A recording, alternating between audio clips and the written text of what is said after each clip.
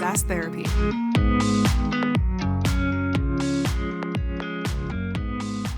Hello, everyone, and welcome to another episode of SaaS Therapy, the show where we help you save your most important business relationships, your customers. My name is Todd Kirk, and I'm your host. I am joined today by I'm running out of beautiful adjectives, Casey. Let's just say the wonderful and the hilarious Casey Trujillo. I don't know, maybe that's too high a standard, but hey, Casey. No, it's great, Todd. And I think it's the calm before the storm. Because Todd, you've been fired up. We've gotten back from a couple of amazing conferences. Shout out to the Customer Success Collective CCO event that was in New York. Great job there. SEDMA conference, again, another fantastic conference out in Atlanta. But you've been hearing some chattering. You've been hearing people, I don't know how best to say it, Todd, but a lot of complaining, a lot of people being frustrated, and it kind of sparked this idea for today's episode about how do I solve these challenges that are taking place in SaaS today. It seems like people are getting let go, resources are being constrained. Everybody's saying, gosh, we're not making impact, whether you're in customer education, you're in sales, you're in customer success. But I think you're going to help people today. You're going to get people thinking a different way. So Todd, introduce this concept that you've been talking about in saying that maybe we're asking the wrong question. And it's, what is it, the last mile? Is that a concept that you've been tossing around, or you've been hearing others talk about, and you just want to talk a little bit more about it? Help me understand this. Yeah. Okay. Well, first of all, you're right. There is a lot of fear and anxiety and frustration that people are feeling in the client success and the customer education world. SaaS as a whole, I think, has been really feeling the pressure now for well over a year. And as a result, it's kind of, it sparked this really interesting debate in the SaaS world. And most of it, ultimately, the way I feel is kind of coming down to this point of, do we just accept that things are the way that they are? Or do we come up with a new solution? And unfortunately, what I've seen a lot of people do is just accept the new reality of, I've got less resources, I've got less people, I've got less time, and I'm just going to settle for that's the way it's going to be from now on. And the big issue for me is just, it's ridiculous that I think we are just kind of accepting that the new normal is the new normal. And I think it's time for people to wake up and start thinking about how to do things differently. And you're right. The last mile problem is a topic that has been on my mind now for a few months, because I'm guessing you haven't really heard a ton of this, Casey. So I'm going to go into nerdy dork mode here for a second. Thank you. That's what I was hoping for. Yeah, I got your back, man. So the interesting thing about this idea, the last mile problem is something that has become a lot more common in manufacturing and delivery and supply chain worlds.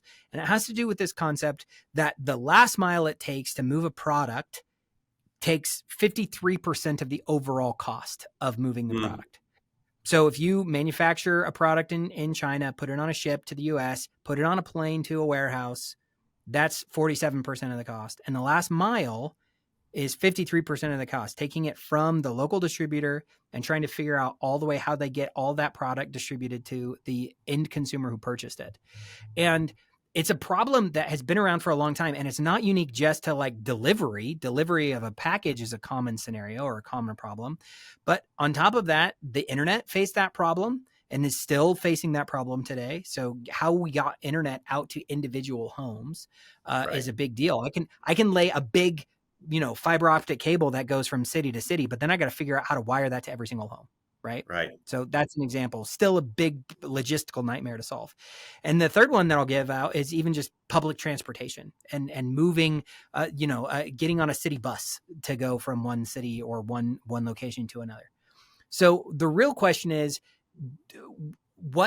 does SaaS have a similar problem? And the answer is absolutely yes, they do. And I think that's the part that really just gets me fired up and frustrated is the SaaS world, I think, is starting to settle and say, I don't think they recognize this last mile problem. Too many SaaS companies have determined that they have done everything that they can do just by getting the customer to purchase the product and maybe providing some training resources on an academy or putting in a walkthrough inside of their website. And those solutions have been around for a really long time, and it's still not driving the results for the customer. So churn still becomes a problem. And what's worse is software gets sold and never utilized. It just sits on the shelf. It's like Never gets it's to like the last user. Never gets to the yeah, last mile, right? we send it to the warehouse, and then it never gets that last mile. So I think for me, what I hope to talk about today is how we can solve that problem. How do we actually get to in the SaaS industry? How do I get to those end users so they're even A, aware of my product, B, that they actually start to utilize my product, and C, if they're utilizing that software application, then my chances for renewal, upsell increases, right? How do I get to that last? You great example. We do all this work to advertise to organizations. We eventually get them to buy. We do a kickoff call with the POC, and then that POC or that admin, whatever you call them in your industry, doesn't actually really get people aware of the software, and it kind of stops there. And then you're putting in all your effort to try to get that admin to push it out. Is that how you're relating this? And you're going to give us examples and connect it all together? Yeah, absolutely. And I think that's a really good way to frame it. So let's use the example of public transportation, Okay. right? I think most SaaS companies love the idea of being compared to the city bus, right? Unfortunately, too many SaaS companies act like the city bus. So that's the big Mm, problem. So if you think about public transportation, it only serves a very small portion of the population, because mm, the only people who are likely to use public transit are people whose destination is super close to the bus stop or the train station. So maybe it works really good in a large city where there are, where that's kind of your only option because the other options are terrible. But if you live in a rural location, there might be a city bus that comes within 2 miles of your house, but how many people are going to walk to the bus station to get on the bus and then take it to another location where they have to walk another 2 miles on the other side to get to that other location? Some people do it, but it's a very small portion of the actual audience that they could reach because of that. But you know what? Fair enough. Like, the government's not a place for innovation. It's a place for covering basic needs for people. And if mm. you can't afford to get your own car or to buy or to get an Uber or to ride a bike, well, you're just going to have to live close to the train station. And in the SaaS world, the problem is if you take that approach, if you're acting like a bus driver, which so many SaaS companies do, they essentially they say, I'm going to drive you to the center of town. And yeah, once I get you there, customer, it's still up to you to go and figure out how to train your users, set up the licenses, onboard new hires, report everything to the executive team.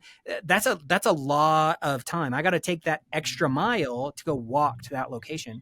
And that is the what we're oftentimes doing in the SaaS world. We are settling and becoming bus drivers who refuse to take our customer all the way to their destination.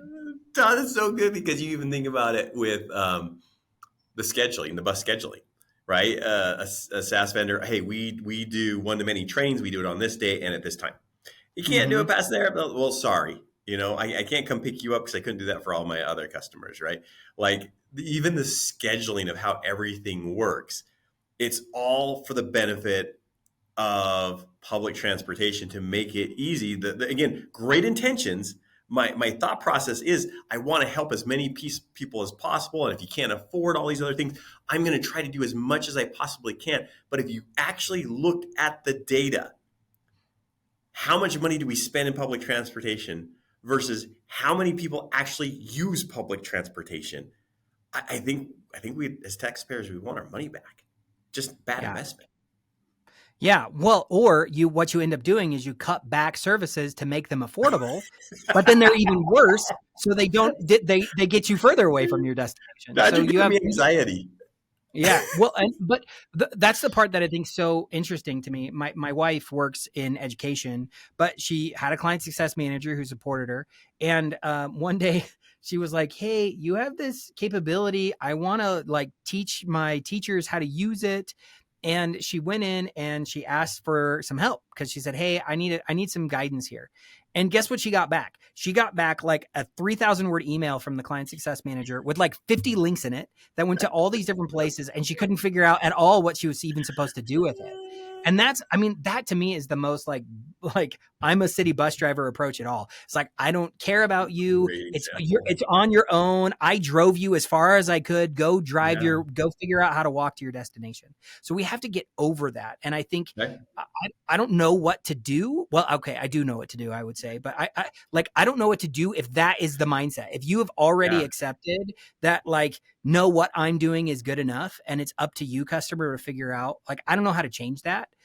But I sure as heck hope that if you're listening to that and you feel like that's how your organization treats your customers, that you're thinking, I got to solve that problem. I got to come up with a different solution. So be curious, actually look at your data, the cost of educating. Maybe if you're in customer education, what's the cost of educating one person? I mean, we were at that SEDMA event and someone I won't tell you the SaaS vendor, but very large. I'm sure they have 10 million plus licensed users, and they were bragging about 1,000 users coming to an event every month. Yeah. Well, it's the same idea. It's the same idea. If I've got 20 city buses that go around a city of 20,000 people, you would expect that those buses are full all the time. But most of the time, if you look in a bus in a small town with city buses, they're pretty much empty. So it's like, okay, so what are you doing? You're serving a tiny, tiny fraction of the population. And to be fair, like not to attack the government too bad, like some of those base services are needed, and some people they don't have any other option. So you are doing a good service if you can get someone close. But in the SaaS world, if we're just settling for close, then we're not doing a good enough job. And yeah, I think there is something to be said about, can we analyze a more cost-effective, more efficient way to get people exactly what they need? So let me give you another example, Casey. So this is a place where the last mile problem gets really interesting if you look across different industries. And like, I love thinking about how to solve this problem in different ways. So let's talk about internet. So I personally, both of us live in Utah. I happen to live high up on a mountain. I'm at the end of the civilization, right? There's nobody behind me except public land and mountains, right? So what's hard is when I first moved there, the only available infrastructure to get internet to my house was the traditional phone line system that was laid 45 years ago. So what's wild to think about is that for some people, the last mile problem in the internet world is, as I started, you can lay fancy cable, but how do I get those cables to every single home? And the further you move out from the center, the harder it is. In fact, in the Microsoft world and in the server world, they talk about, on the edge. You know, we're going to be able to get service to the edge. That sounds really fancy. But really all that means is that in the core of your architecture, in the core of your infrastructure, the closer you are to the center, the easier it is to give you better services. Just like if you live close to the bus stop, it's easier to give you services. But the further you live away, the harder it is. So in my case, I lived all the way out on the edge. And so we moved in there and I had, we are all excited, new house, I like live in the mountains. I feel so cool. And then, I call up to try to get internet there. And all of the companies that you hate working with, but give you good speeds, all of them, they're like, we don't have any service out there. We don't have any cable. We don't have anything. So I ended up with a really old DSL internet that was basically hotel internet. That's super, super slow. Right? So how do you solve that problem? Well, I could just tell the customer, well, we're working on a new solution. It's going to take us a few years, right? That's oftentimes the answer in SaaS is like, well, we have a new feature that's going to solve that problem. We have a new, we're building out a new product. It's going to come in a couple of years. Just hang with us. It'll get better eventually. That's kind of the attitude that we oftentimes take. But what's cool is, what if you didn't accept the status quo? What if instead you came up with a new solution that either used existing hardware or software or people that could totally attack the problem in a different way? So a couple of years ago, I had I think there may only, I don't know if it's bad to call them out, but I think they may be the only like telecom company that's doing this. Maybe I'm wrong, but T-Mobile showed up at my door one day and they said, do you like your internet? I'm like, oh, it's terrible. I live in the middle of nowhere. I get nothing. And they're like, well, how's your cell phone reception? I'm like, well, my cell phone's great. I've got 5G. Eventually it's going to be 10G or whatever. And I get great internet speeds on my phone. And they're like, well, we have a new product where we can give you a box that allows you to use the 5G wireless technology that uses your phone. And that technology can now be put into a device in your home that allows you to use that as your home internet. Mm. And it was transformational. So overnight, my internet speed was 10 times as fast. And what was even better was it was less expensive than the crummy, slow DSL internet that I got on my house. So all of a sudden, just because a company said, you know what, we have this technology that we use over here, and it can solve a totally different problem over here, it revolutionized like the internet in Mm. my own home. So the reason I bring that up is because I think when it comes to solving last mile problems, sometimes there's the first solution, which is just to settle and just to Yeah. accept here's the crummy solution that we get. The second option is to actually look and see, can I repurpose existing assets and existing resources in different ways to solve a problem that the old solution wasn't solving? And I think that's the really cool thing that we should be thinking about. How can we innovate? And do we already have solutions at our disposal that can Mm. solve a problem for the customer in a different way? So Todd, give me an example in SaaS then. Give me an example, help me apply, help me connect the dots and be able to see this picture you're seeing and how this could apply to SaaS. Well, the good news is I think it's already starting to happen in the SaaS world. But I don't think that if you're a CSM or a client like a customer education person or anybody who's really in a customer facing role that we probably see it this way. But one of the motions that I've noticed that a lot of organizations are doing is they're starting to restructure teams. So as an example, customer success in the past was primarily metric simply on keeping their existing book of business. Which isn't the best world to be in as a customer success manager, because kind of the best case scenario is that 100% of your people stay or 90% of your people stay. And you're like, I hope not too many of them churn. And so you're always just fighting this losing battle to plug leaks in the boat. But what I've started to see in a lot of organizations is they're changing how customer success sits in the org.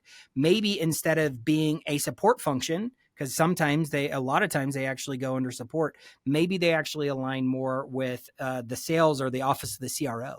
So Mm. because of that, now the CS leader is able to focus on not just being metriced on, do I retain the business, but maybe I'm also metriced on expanding the business. So, the AE might get most of that, but I also get a piece of that as a customer success manager. So that's one thing that I'm seeing. It's not only incentive though. So sometimes we think about it from the perspective of, oh, well, what if I give them the right incentive, then we'll do better. Customer education is really interesting because I'm seeing restructuring there. And if you're in customer education, you likely have been moved from being somebody who is under support or customer success. And I'm starting to see some organizations that say, well, who makes content really, really well in the organization? It's usually product marketing. And so in some cases, the customer education teams are being moved into more of a marketing function so they can be aligned more successfully with the end goals of the company and thinking about, how do I get more people to buy and how do I get more people to expand? So sometimes it's about, do I align with the right team and their function and their metrics? And sometimes it's have I created the right incentives to help the team be better? So those are just a couple of examples. But let me give you one more. So it's not just about people and where you position them, but it's also about product. So as an example, I work with a SaaS company that is rolling out new features all the time. And what's fascinating is when you roll out new features, sometimes they get terrible uptick. Customers don't take them at all. Right. And so what if it's not about rolling out new features, and it's more about figuring out if there's already a feature that solves that problem for the customer and making it more visible to them, or coming up with a better way to educate the customer about that feature's existence. So in my case, right, I would have never thought, I could use the same infrastructure for my cell phone for my home internet. But I just had to be educated on that. And of course I was like, well, that solves my problem. Let's do it. So what's cool is part of it could be educating your people or restructuring your people or changing the incentives of your people. But the other thing could be how do I make the most important parts of my product more apparent? Or how do I help things that are super valuable that people are unaware of, make those more in the forefront? So there's lots that you can do to make it easier for the customer to get the success that they want with your product. Fantastic, Todd. Again, just summarizing, you're saying don't just settle for the status quo. You might Mm-hmm. have resources that are already at your disposal. At your disposal, You're and you're just just not. using them the wrong You're way. just using Yeah. them the wrong way. And then I'm also hearing that if by chance I am in CS or I am in customer education, I got moved into one of these new departments, don't fight it. There's a reason for it. And it's leadership maybe saying, hey, I think if I put you here marketing and customer education, you love to create content. Marketing's always looking for better content. Maybe that's a better fit for you. And you're also able to say, look, we're generating revenue. I'm not a cost center anymore. So there's always Mm-hmm. a positive and a possible better outcome if we're curious and open to that. So great two Yeah. tips. You said you had one more for us. What's the last one? Yeah. Well, before I give you the last one, I want to drive something that you said home really hard, which is I think a lot of times, especially in the SaaS world, it's still it's still an emerging part of the economy, and it's a different part of the world. But we kind of seem to think that, well, it's already mature and we've already figured it all out and we've Right. got everything settled. And so we can kind of take this like, I don't want things to change. Why are you changing things when everything is already great how it is? And I'm here to tell you that is bonkers, and you got to stop thinking that way. So that's the main thing is when you mention that of like, don't resist it.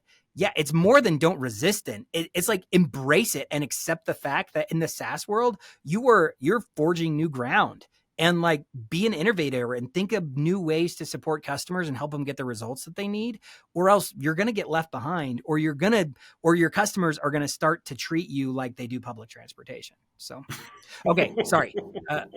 So, okay, so the last one, this one I think is really interesting to think about too. So we've talked about public transit and we've talked about internet. Those are two examples. Let me give you one other example, and that's just like a company like Amazon.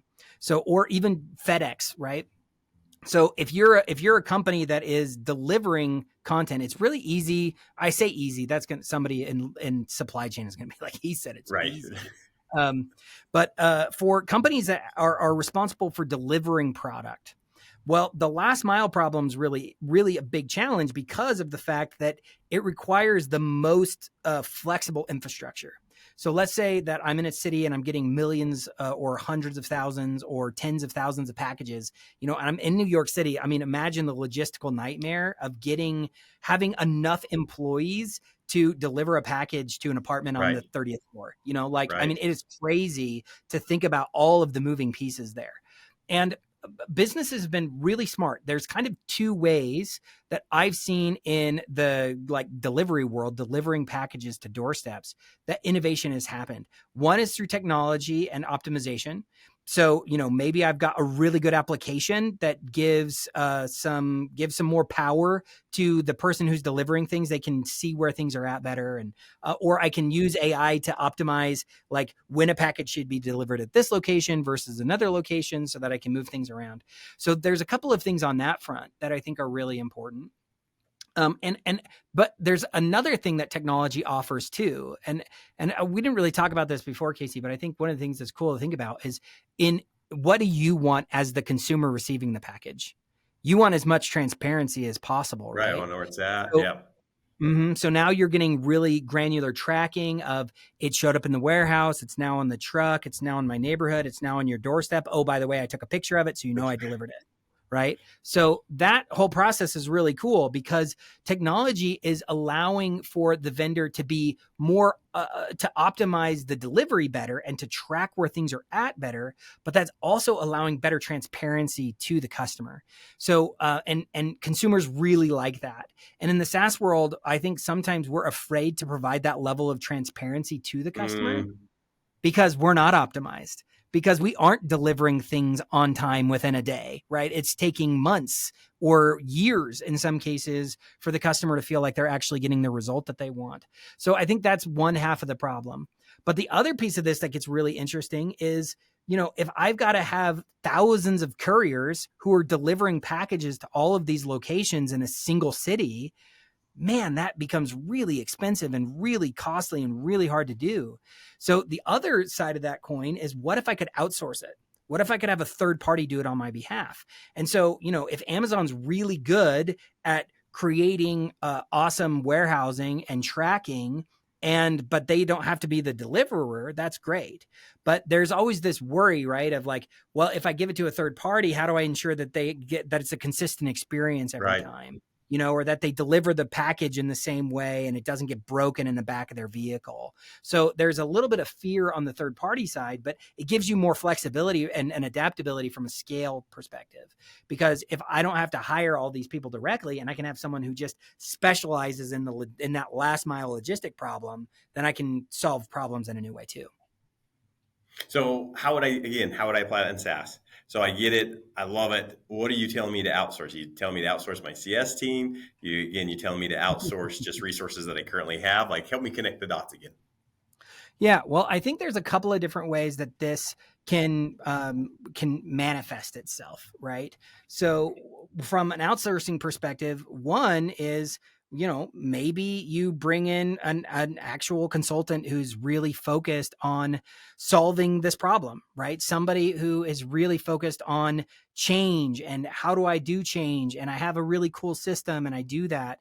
There are new emerging technologies on the market that could actually solve that problem. So that's one angle that I think is important to consider. But ultimately, you need to think and decide as an organization, there are things that I can do to optimize my own teams, that I can make things better, but I could give that out to other people. And I don't know that it necessarily means outsourcing the entire job of the CS or the CE person, but it does mean, well, maybe there are people who are better positioned to take things off of their plates. So if the CS's job is now going to be focused more on being a revenue generator, maybe I don't want them spending all of their time doing, low level training that nobody shows up to. Right. So there's a scenario where maybe I could offload a portion of that. I could give that training out to another vendor to do that and focus my people more on account management, account opportunity, and expansion. So that's an example that I think is helpful to think about is, do you outsource or do you optimize? And those are two different things that you could potentially look at doing too. Yeah, I think for me, one of the things I often see, and we learned about a case study at the SEDMA conference, again, it's for customer education. There was one SaaS vendor that was opening with welcome arms those people on social media that are producing their own content, and they're bragging about the software. They're loving it. They're just giving better use cases because they feel like maybe the resources they're being given by the SaaS vendor aren't what they would like. So they're in their own house producing their own content, and they have thousands upon thousands of followers.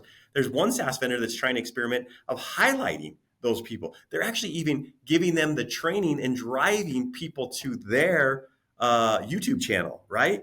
Because they're like, hey, if I can get to that last mile problem, if I can get people excited about this and actually discovering these amazing features that are in my product that will drive deeper usage, better loyalty, get to the business value, why wouldn't I try it? Right? Mm-hmm. And it was like heresy. People in the audience were like, well, how do you control the brand? And what happens if you give them maybe some of your training assets and maybe they edit them and it's not on brand? And I remember there was another customer education person that says that's already happening. Just stop worrying about it and let's just find out how we can optimize this. And I think that's exactly what you're talking about here is what is the real problem we're trying to solve?